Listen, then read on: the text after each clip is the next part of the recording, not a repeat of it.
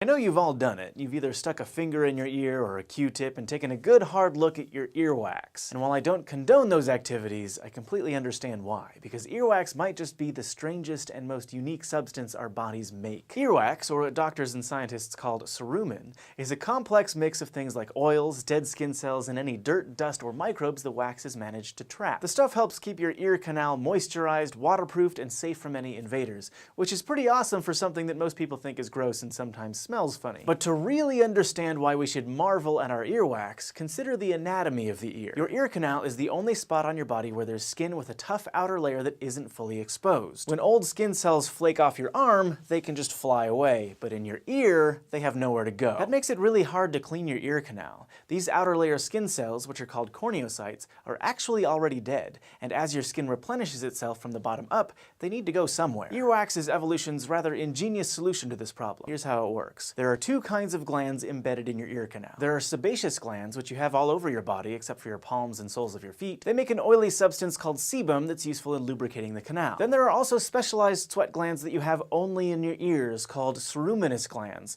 which release even more lipids as well as antimicrobial proteins. The dead skin cells mix with the secretions from these two glands, forming a wax. And as you talk or chew food, the wax naturally works its way out of your ear canal. So really, earwax is just the leftovers from your ear's self-cleaning process. At the same time, the wax keeps the skin in the canal from getting too dry. Plus, it can capture dust or microbes and prevent anything dangerous from getting into the part of the ear that hears. So earwax is the ear's natural cleaner and defender. You don't need to go in with a Q-tip to clean your ears out. The only time wax is bad is when too much builds up and it starts to make it hard to hear, which is actually one of the most common reasons why people have hearing loss. Good news is, in most cases, all you have to do is remove the plug, but please, for the love of all things oral, do not use a Q-tip. There are earwax removal kits that dissolve the earwax so you can flush it out, or you can let your doctor do it. But cotton swabs just push the wax in farther, and you risk rupturing your eardrum or introducing an infection. So try to resist the urge, and know that unless you have a blockage, the wax is actually doing you a favor. Thanks to Patreon patron David Sven III Radborn for asking this question,